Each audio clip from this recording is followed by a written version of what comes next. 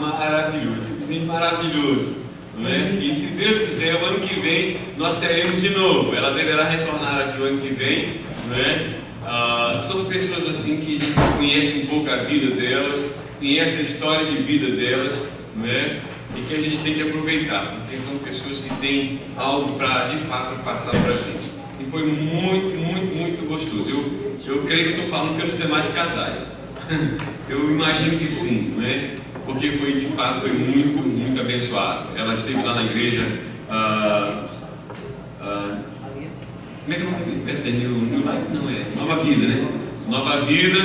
E o Beto está me dizendo a bênção que foi o trabalho que tiveram lá hoje pela manhã, né? Glória a Deus por isso. Então, nós agradecemos a Deus por essa bênção que Ele nos deu, essa oportunidade de ter participado deste encontro. Aliás, essa mulher tem sido usada, essa família, né? Tem sido usada grandemente por Deus, por onde ela tem passado. Deus tem ministrado as famílias e feito coisas tremendas através da vida deles. Lembrando que no próximo domingo nós temos o nosso jantar. Vai ter um jantar depois do culto, né? Esse jantar vai ser promovido pela própria igreja. Então os irmãos venham preparados, vai ser nosso jantar de Natal aqui juntinho, joguedinho ali no nosso salão social, né? A outra coisa, na escola dominical, nós teremos a nossa assembleia. Então, os irmãos, por favor, é muito importante a participação de toda a igreja, porque diz respeito à vida da igreja. Então, é importante que todos participem. No próximo domingo, a nossa assembleia extraordinária por ocasião da nossa escola dominical. Queridos, eu quero empenhar para que os irmãos que se lembrarem, amanhã, a irmã do Alexandre é meu cunhado, eles estiveram aqui, lembra-se, há pouco mais de um mês atrás, quase 2 meses atrás, e a irmã dele vai estar submetendo a uma cirurgia muito, muito delicada amanhã. Nós já oramos por ela aqui hoje, nós temos orado nesses domingos, né? E ela vai submeter-se a uma cirurgia extremamente delicada amanhã. E mesmo pós-cirúrgico, continua sendo extremamente delicado. Eu queria que você lembrasse, coloca o nome dela em oração. O nome dela é Cristiana, né? Cristiana. Então, lembre de orar por ela amanhã. Hoje e amanhã, seja incluindo a vida dela diante do Senhor em oração. Tá bom? Quero compartilhar com os irmãos o texto da palavra que está no Evangelho de Lucas, no capítulo 13.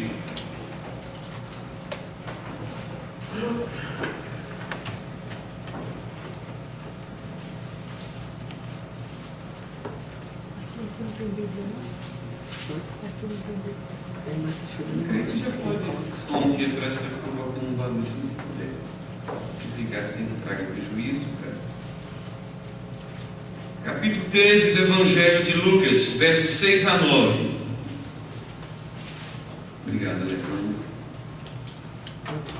O Corinthians ganhou e ele está muito assim prestativo. Ele não é assim, mas se os irmãos que torcem para algum time ficarem prestativos, vou torcer para o seu time ganhar. Vou torcer até para o Atlético ganhar, porque às vezes. Que ano? Vou esquecer isso, né? Mas se ficar prestativo, eu vou torcer. É melhor você ficar bonzinho, senão eu vou começar a torcer para o Atlético todinho. Você vai ver como vai dar.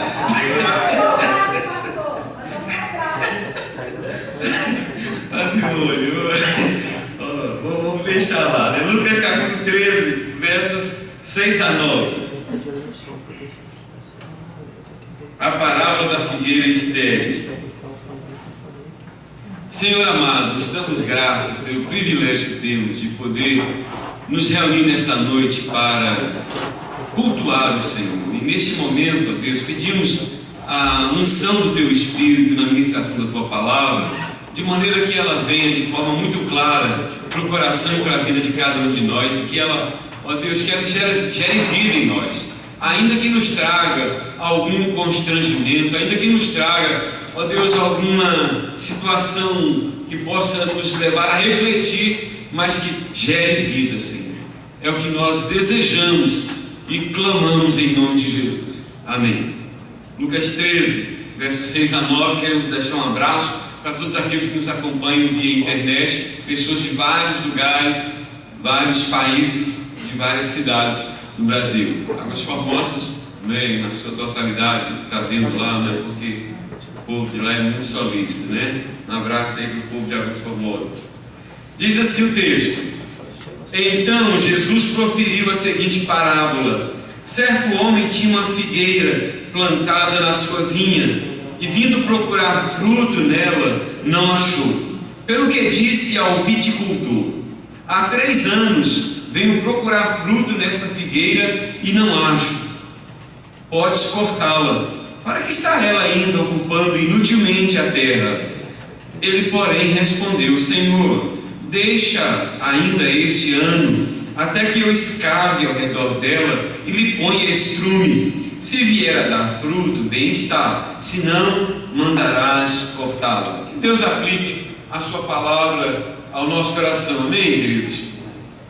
Irmãos, se você observar os evangelhos, vocês vão descobrir que talvez não vou dizer a maior parte, mas uma grande parte do ministério da pregação de Jesus, ele usou parábolas. Parábolas eram histórias que ele contava para ilustrar verdades profundas, falando de uma forma simples.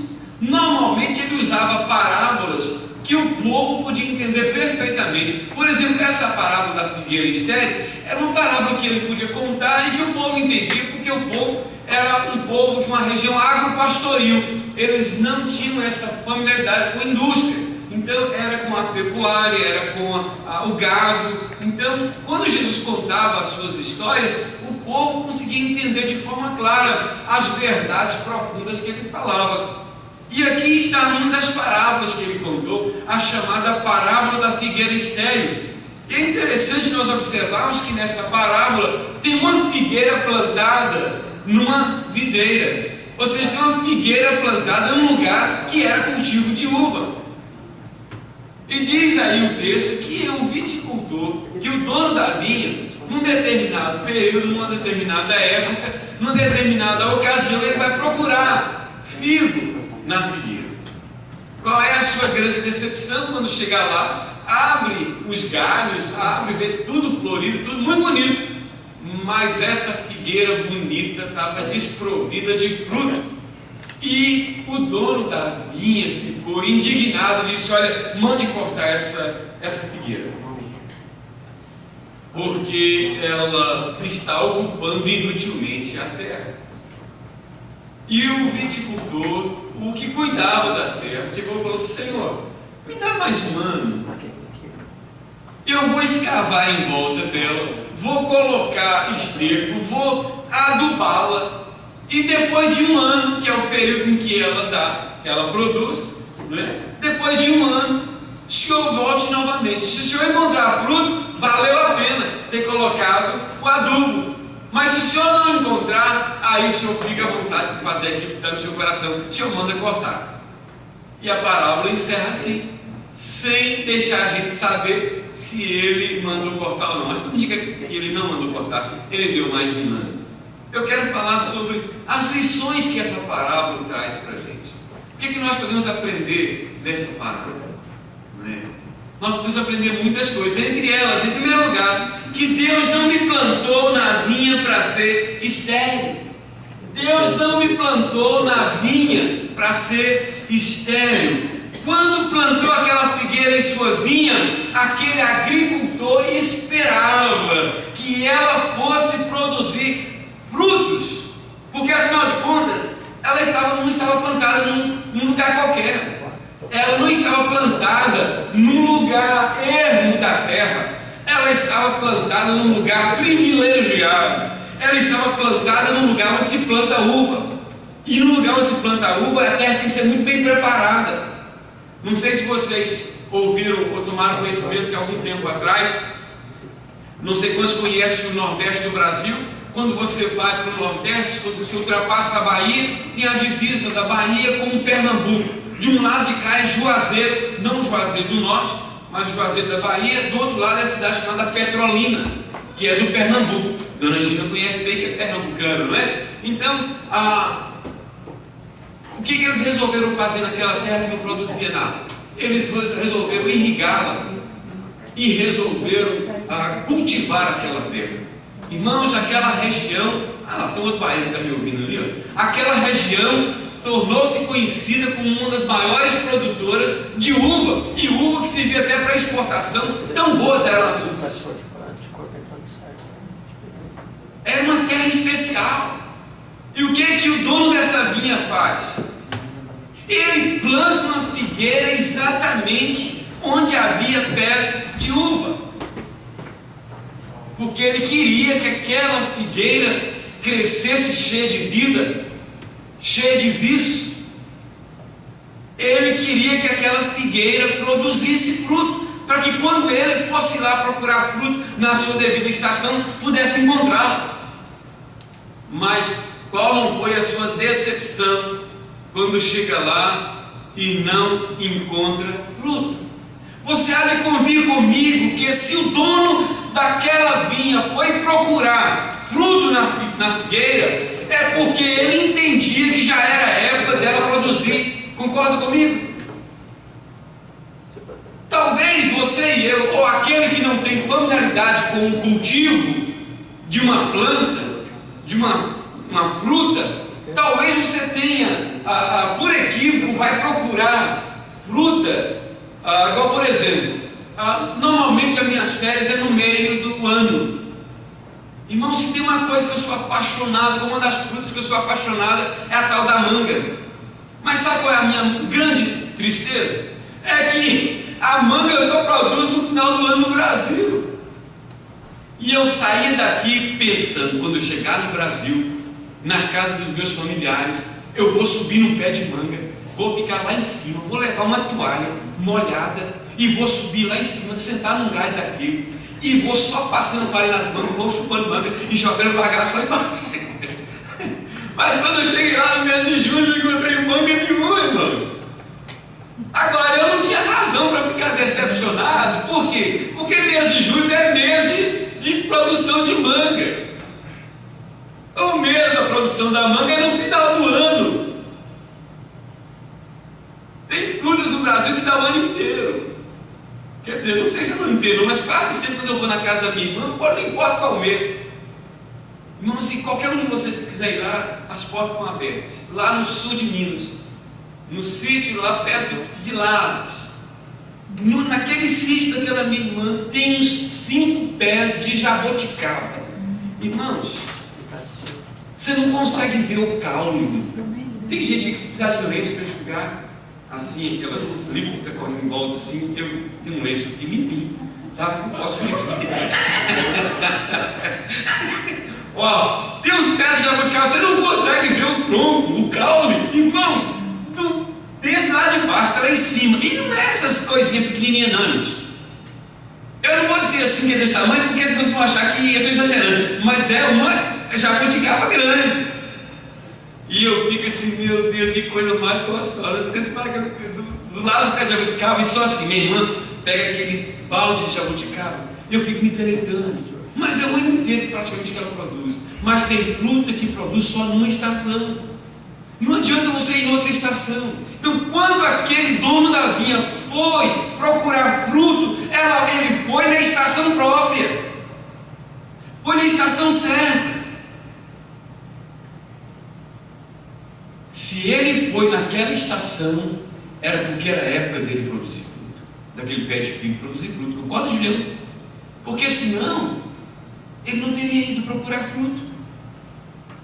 Se o dono daquela vinha tivesse que dizer alguma coisa para aquela figueira, com certeza ele iria dizer para ela as seguintes palavras: eu não plantei você aí, nessa terra especial, simplesmente por plantar. Eu plantei você aí nessa terra fértil para que você produza fruto.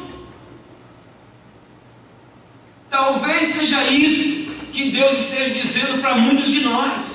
Eu não enxertei você na videira verdadeira que é o meu filho, dando-lhe muitos dons para que você seja inútil ou estéril. Eu enxertei você na videira verdadeira para que você produza muitos frutos. Ouça com atenção as palavras de Jesus ditas no Evangelho de João, no capítulo 15, verso 5. Eu sou a videira verdadeira e o meu pai é o agricultor. Quem permanece em mim e eu nele, esse dá muitos frutos, porque sem mim nada podeis fazer.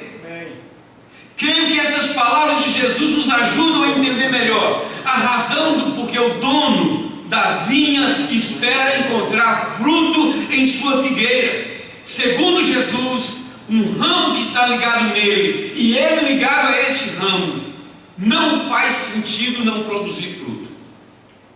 Irmãos, não faz sentido um crente não produzir fruto. Primeiro, porque não há um único crente verdadeiro sobre a face da terra que não tenha recebido pelo menos um dom.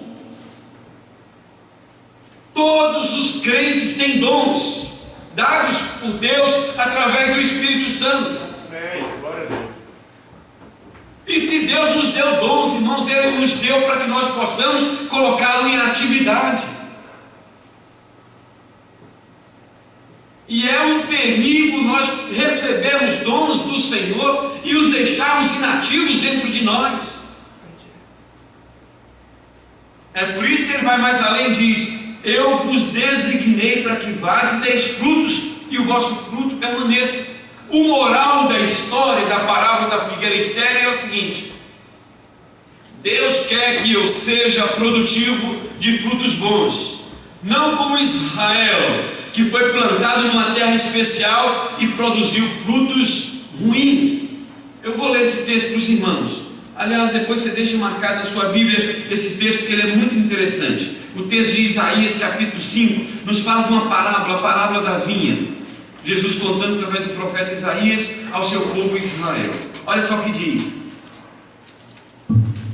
agora contarei ao meu amado o cântico do meu amado a respeito da sua vinha. O meu amado teve uma vinha num outeiro fertilíssimo, sachou-a, limpou-a das pedras e a plantou de vides escolhidas, edificou no meio dela uma torre e também abriu um lagar. Ele esperava que desse uvas boas, mas deu uvas bravas. Agora, pois, ó moradores de Jerusalém e homens de Judá, julgai e disperso entre mim e a minha vinha. Que mais se podia fazer ainda a minha vinha que eu não lhe tenha feito? E como, esperando eu que desse uvas boas, veio a produzir uvas bravas? Lamentavelmente, queridos, mesmo estando plantado numa terra boa e fértil, alguns fatores podem me levar a produzir uvas bravas, como amargura, ressentimento, orgulho, dureza de coração. Deus colocou em nós o Espírito Santo para gerar o fruto do Espírito. Mas, queridos, quando eu abrigo meu coração coisas como amargura, ressentimento, dureza de coração, orgulho, soberba, vaidade, eu deixo de produzir o fruto do Espírito e passo a produzir uvas bravas, que vem às vezes através de uma crítica amarga, às vezes de uma atitude inconveniente com os padrões de uma vida cristã. Meu amado irmão, permita-me lhe perguntar nesta noite: você tem produzido algum fruto? Ou tem se transformado numa figueira estéril, mesmo estando plantado numa terra de videira? Se tem produzido, que tipo de fruto você tem produzido? Uvas boas ou uvas amargas? As pessoas que convivem com você saboreiam as uvas boas?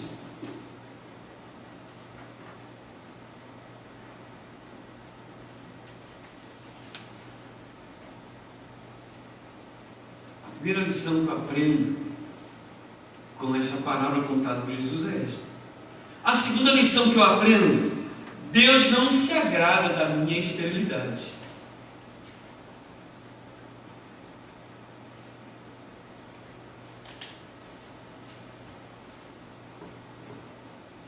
Depois de procurar fruto na figueira que ele havia plantado no meio da sua plantação de uvas, o dono daquela vinha ficou indignado, porque isto se repetiu por 1 ano, por 2 anos, por 3 anos, ao fim dos quais ele mandou que a cortasse, dizendo ao viticultor: há 3 anos venho procurar fruto dessa figueira e não acho, pode cortá-la, porque ela está ainda ocupando inutilmente a terra.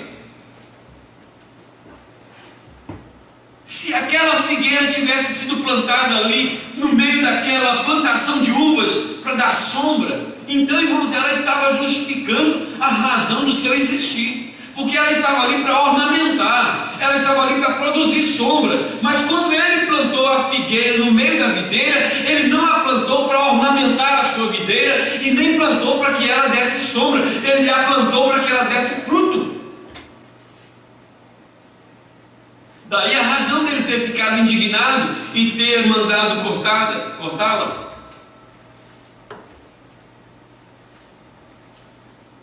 Na pregação em que ele se compara à videira verdadeira, Jesus não admite que um ramo ligado a ele e ele ligado ao ramo possa ser estéril, o que o levou a dizer: eu sou a videira verdadeira e o meu pai é o agricultor.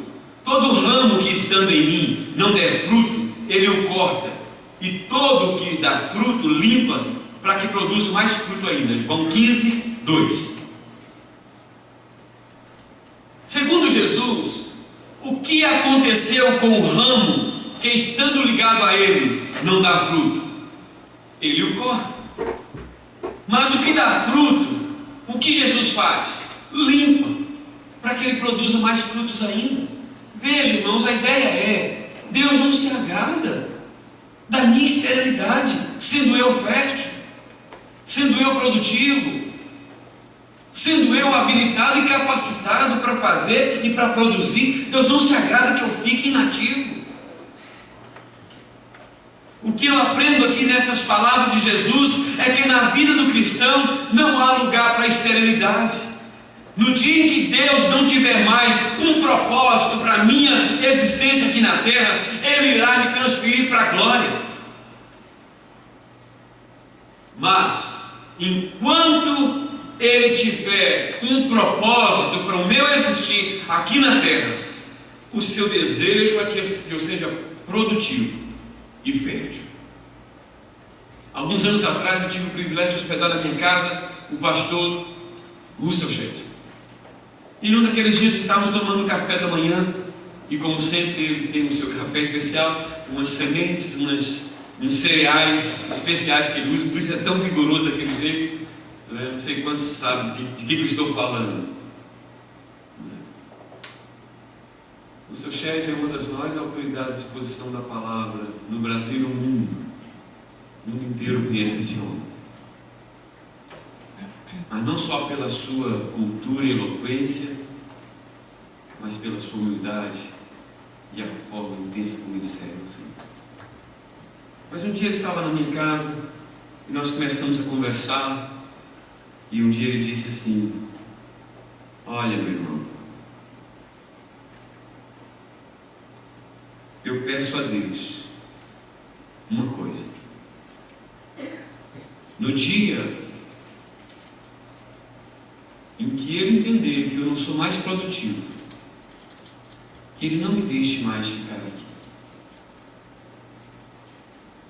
Um dia em que a minha vida não for mais útil para o reino, eu peço a ele: Deus, me leve, porque não faz sentido mais existir.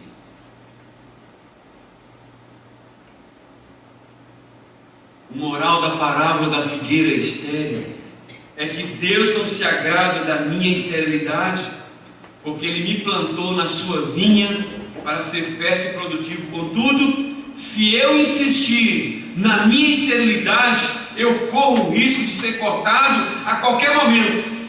A exemplo do ramo que, estando ligado a Jesus, e não produz fruto. João 15, 6. Irmãos, ouçam com atenção o que vou lhes dizer agora. O que o Senhor disse ao seu povo no passado, a quem ele comparou com uma videira plantada em terra boa, que foi o povo de Israel. E depois ele diz: você foi plantado numa terra fertilíssima. Mas só que teve um problema. Em vez de produzir uvas boas, vocês passaram a produzir uvas amargas. Vou terminar de ler capítulo 5 de Isaías, versos 5 a 7. Agora, pois, vos farei saber o que pretendo fazer à minha vinha. Tirarei a sua sebe é a cerca, proteção.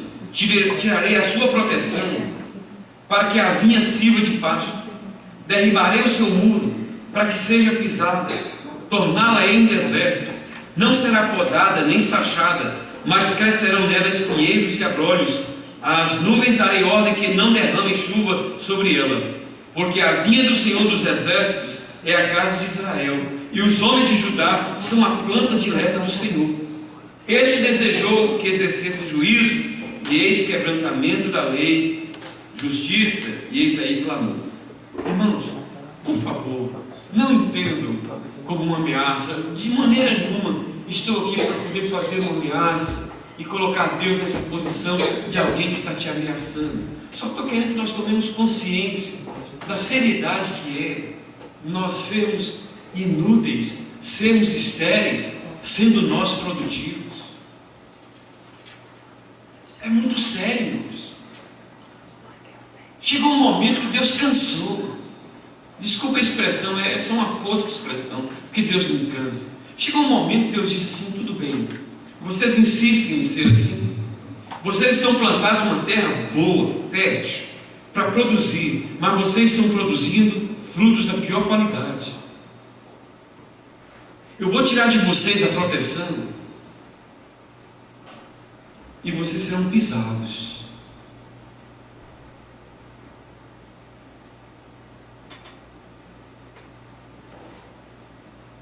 E diz que em vez de produzir uvas boas, passou a produzir até espinhos.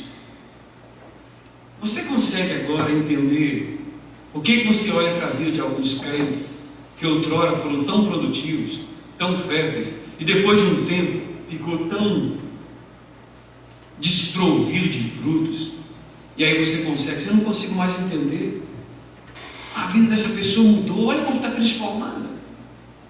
Poxa vida, essa pessoa tinha uma linguagem tão boa, era tão agradável ficar perto dessa pessoa. Hoje é tão desagradável. Tudo que essa pessoa fala é com amargura. Tudo que ela fala é para ferir os outros. Tudo que ela fala serve não traz edificação, não abençoa ninguém. Você deve conhecer alguns crentes assim. Eu não sei, filho, só sei de uma coisa: houve um momento que Deus falou assim: eu vou tirar essa proteção do meu povo, eu vou deixar o gado pisar, vou deixar os espinhos tomarem conta dessa minha vide. Aí você consegue entender porque a vida de algumas pessoas muda de uma maneira assim tão drástica. Como a gente diz, da água para o vinho. Quantos crentes que antes eram férteis e produtivos se encontram hoje nessa mesma posição? Lamentavelmente, no reino de Deus, muitos são os que têm se tornado estéreis, muitos são os que têm produzido uvas bravas, e poucos são os que têm produzido frutos bons. Quantos irmãos, quantos crentes imaturos que acham que estão trabalhando para pastor, que estão servindo aos homens, e aí recolhem as suas redes, recolhem os seus dons, que eram usados para o serviço do Senhor, e diz: agora não produzo mais, e acha que com isso está punindo o pastor, está punindo alguém. Você está correndo um risco muito grave. No dia que você encontrar uma pessoa dessa, lê esses textos para ela e diz: você não sabe o risco que você está correndo em se tornar uma videira estéril. Deus não te colocou na vinha para você ser estéril. Deus não se agrada da sua infertilidade. Deus quer que você seja fértil, produtivo. Deus tem se agradado de você, meu irmão. Deus tem se agradado do seu fruto. Um dos próximos estudos que nós teremos é o fruto do Espírito. Falamos sobre as obras da carne, e agora o próximo estudo vai ser o fruto do Espírito. Interessante, né, que não fala os frutos do Espírito, mas fala o fruto do Espírito. É um fruto como se fosse uma laranja com muitos gomos. Mas o fruto do Espírito é amor, alegria, paz, longanimidade, benignidade, mansidão, fidelidade, bondade, domínio próprio. Contra estas coisas não há lei.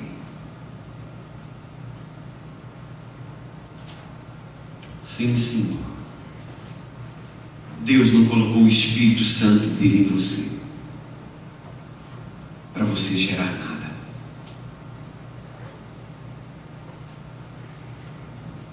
Uma terceira coisa que eu aprendo nessa parábola é que Deus me dá uma nova chance de ser produtivo.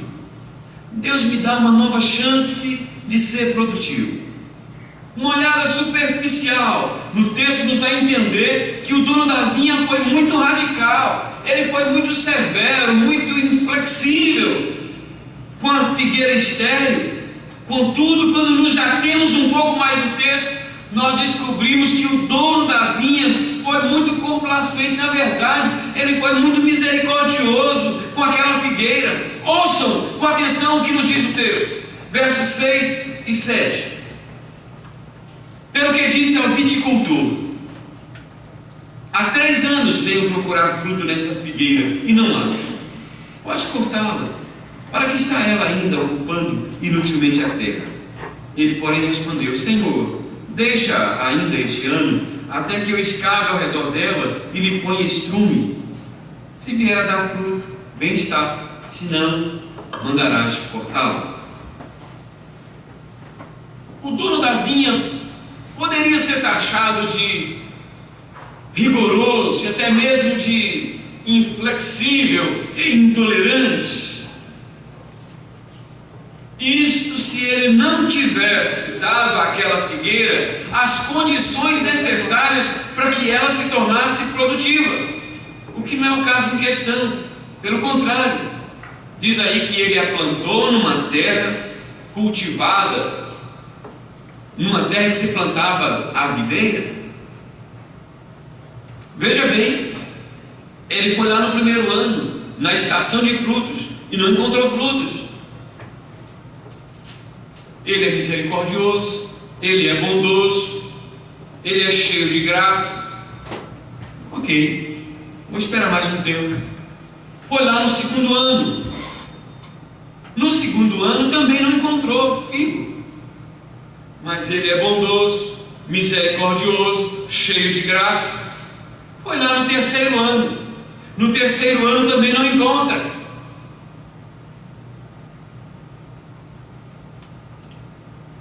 Aí ele diz: não, agora já chega, né? Já chega. Já dei muita oportunidade para você produzir. O fato do dono da vinha ter procurado fruto por 3 anos naquela figueira nos mostra que ele era o homem, não apenas da segunda chance, mas também da terceira e da quarta. Quando o viticultor pediu ao dono da vinha que não cortasse a figueira, mas que desse a ela mais uma chance, o texto nos dá a entender que ele atendeu o pedido daquele viticultor. O moral da parábola da figueira estéril é que Deus é o Deus da segunda chance, Deus é o Deus da terceira chance, Deus é o Deus da quarta chance, e de quantas ele julgar conveniente, até o dia em que ele achar que não deve mais renovar esta chance e nos dar outra oportunidade para ser e para fazer aquilo que a gente, ou que ele colocou nas mãos para ser e para fazer. Não há entre nós e nem entre os seres viventes ninguém que sabe até quantas vezes mais Deus vai renovar essa chance para você. Pode ser que Ele renove por mais um ano, por mais 2 anos, por mais 3 anos, mas pode ser também que Ele não renove por mais um ano, e se Ele não renovar por mais um ano, Ele não estará sendo injusto, porque Ele já deu chance demais para você produzir. Amém. Glória a Deus.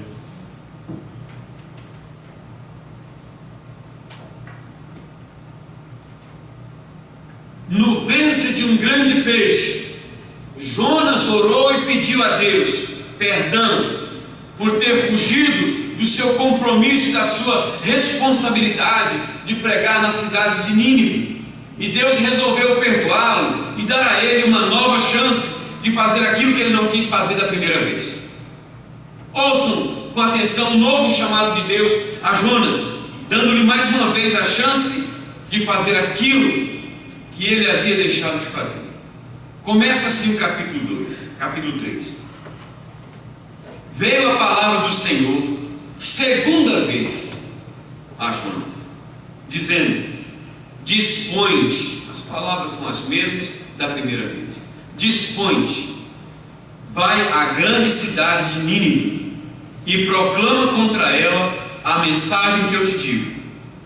Levantou-se, pois, Jonas e foi a Nínive, segundo a palavra do Senhor. É fácil criticar Jonas pelo que ele fez, mas quantos de nós, quantas vezes fazemos pior do que ele fez? Quantos de nós temos deixado de fazer aquilo que o Senhor tem nos incumbido de fazer, e pelas razões mais pessoais possíveis, a exemplo do que aconteceu com Jonas, nós não temos feito? A diferença entre ele e alguns de nós é que ele aproveitou a segunda chance que Deus o deu, e muitos de nós, talvez já é a quinta, a décima, a 15ª, a 20ª, e nós estamos brincando. Estamos tão brincando que nem gostamos de ouvir uma mensagem como essa que estamos pregando agora. E eu sei que tem muito crente que não gosta de ouvir pregação como essa. Mas eu não fui chamado para poder massagear a ego de ninguém. Fui chamado para pregar a palavra de Deus e despertar as consciências para a verdade da palavra de Deus. Agora, se eu estiver falando algo que não está de acordo com a palavra de Deus, então me chame e diga: pastor, isso eu não estou lendo. Mas que nós precisamos ser sacudidos, irmãos, nós precisamos.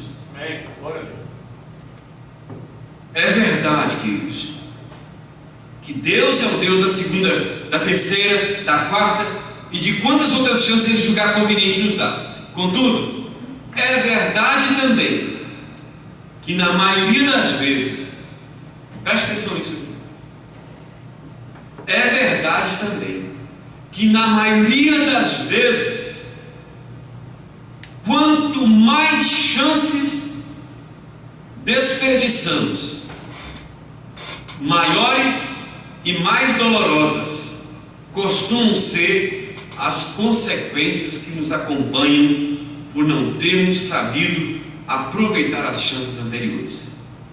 Me fiz entender ou não? Vou repetir.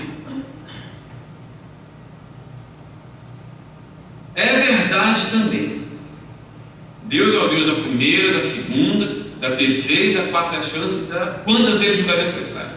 Isso é uma verdade. Agora, é verdade também que na maioria das vezes, quanto mais chances desperdiçamos não atendendo o chamado de Deus, maiores e mais dolorosas costumam ser as consequências que nos acompanham por não termos sabido aproveitar as chances anteriores. É por isso que alguns usam inadequadamente a expressão: quem não vem pelo amor, vem pela dor. Na verdade, é sempre por amor, ainda que envolva dor, mas por trás da dor está sempre o amor de Deus. Glória a Deus. Quem sabe, meu querido, você que está aqui dentro hoje, ou você que nos vê pela internet, no Japão, na China, no Brasil, na Inglaterra, na Alemanha, em Portugal, seja o país que for, Quem sabe você é uma dessas pessoas que tem desperdiçado as chances que Deus tem te dado, mas nesta noite o Espírito Santo de Deus falou no seu coração, e você, não por medo, porque não estou aqui para infundir medo em ninguém, mas porque o Espírito Santo te revelou esta verdade, que já está na hora de você tomar uma posição mais séria com as coisas de Deus, porque Deus não deu esse dom para ornamentar a sua vida, Deus não te encheu de capacidade para você exibir para os outros, dizendo que você é uma pessoa talentosa. Deus deu para que fosse usado para o crescimento do reino dele e para a edificação das pessoas. A Bíblia é muito clara, dizendo que Deus deu os dons aos homens para a edificação do corpo de Cristo. E quando os dons não são usados para a edificação do corpo de Cristo, o corpo de Cristo está deixando de ser edificado para a sua vida, e você está causando um prejuízo para o corpo de Cristo. Aí pode ser que Deus resolva dizer: você está ocupando inutilmente a minha vinha, eu vou te cortar. Mas nesta noite eu estou aqui como viticultor, em nome de Jesus, para dizer: Senhor, deixa eu cavucar em volta desse pé de figueira. Esse pé de figueira vai sentir uma dorzinha, porque eu vou dar umas cavucadas, Senhor, e vou colocar um adubo, um fertilizante, um esterco, para ver se esse é o problema. E dentro de um ano o Senhor volta a buscar fruto aqui. Aí, se o Senhor não achar, pelo menos eu fiz aquilo que eu deveria fazer como viticultor.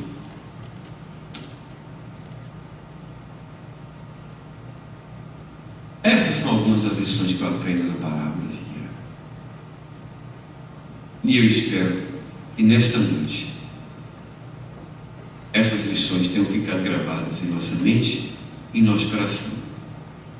Lembre-se, todas as vezes que Jesus ensinava, Jesus queria que aquilo que ele ensinava fosse levado a sério. Jesus nunca ensinou uma verdade para que ela simplesmente caísse no esquecimento. Jesus nunca ensinou alguma coisa, por mais leve, por mais pesado que ela fosse, para que simplesmente as pessoas ouvissem: sabe que história bonita.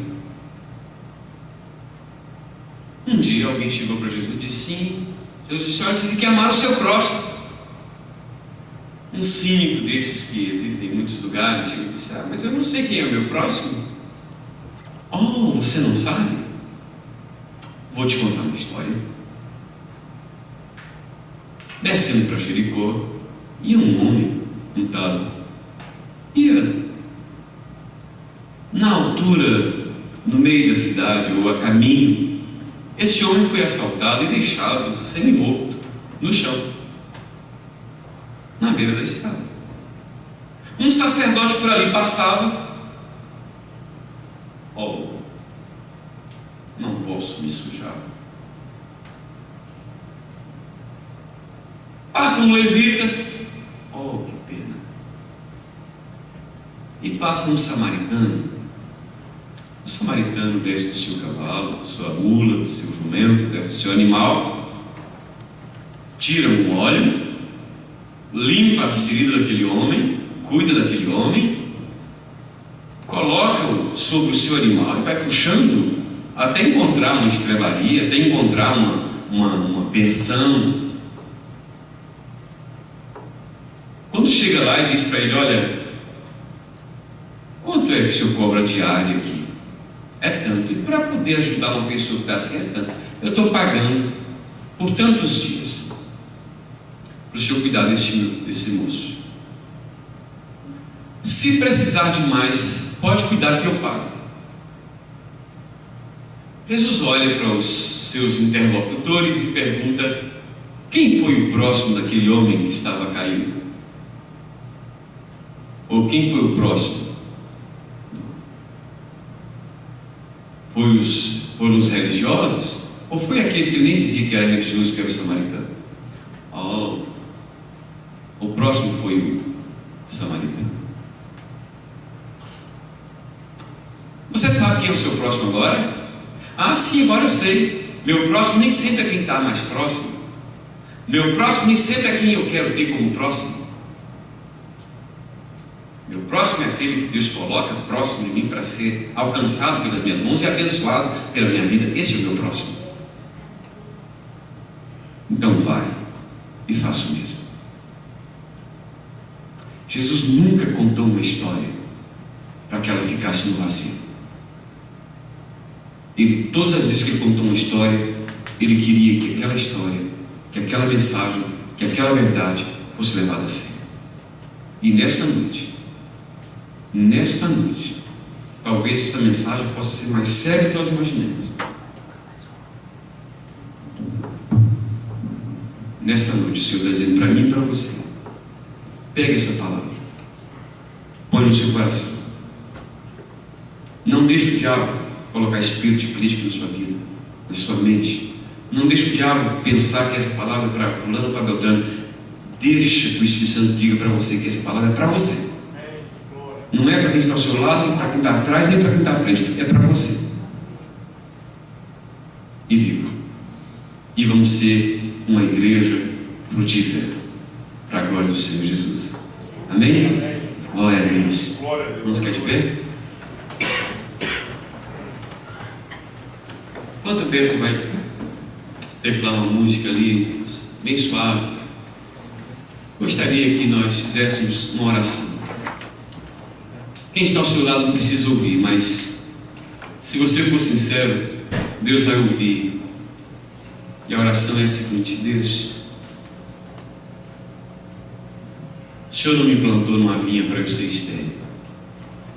O Senhor não agrada da minha esterilidade. Mas o Senhor é um Deus que renova a chance de eu voltar a ser produtivo, ou de eu vir a ser produtivo. Por isso, nessa noite, Senhor, em nome de Jesus, que eu saia daqui, ó Deus, não como uma figueira estéril, nem como uma figueira que produz frutos bravos, mas como uma figueira que produza frutos bons, que agrade ao Senhor. Deus, ouve nossa oração, aviva as nossas vidas, ó Pai. Há tanta coisa, Deus, que gostaria de fazer, mas que não tenho feito, porque não tenho essa capacidade de fazer aquilo que às vezes o Senhor deu para outro que às vezes está deixando de fazer por as razões que só o Senhor conhece. Ou talvez eu tenha sido omisso. Meu Deus, em nome de Jesus, em nome de Jesus, aplique ao meu coração esta palavra e ao coração de cada um dos meus irmãos, para que, ó Deus, a igreja do Senhor, o reino do Senhor, não venha sofrer por causa da nossa esterilidade, e para que o Senhor não seja levado a nos remover da videira por estarmos inutilmente plantado aí sem produzir nada. O Senhor não nos plantou na videira para fazermos sombra, nem para sermos árvores ornamentais. O Senhor nos enxertou na videira para que, ligados a ela e ela ligada a nós, pudéssemos produzir frutos, ó Pai. Que nós não nos contentemos com menos do que isso, Deus. Em nome de Jesus. Que a graça maravilhosa do nosso amado Senhor e Salvador Jesus Cristo, o amor de Deus, nosso eterno Pai, a doce comunhão, a consolação, o poder do Espírito Santo, seja sobre todos nós, irmãos, sobre todo o povo de Deus na face da terra, hoje e para sempre. Amém e amém. Deus abençoe, queridos.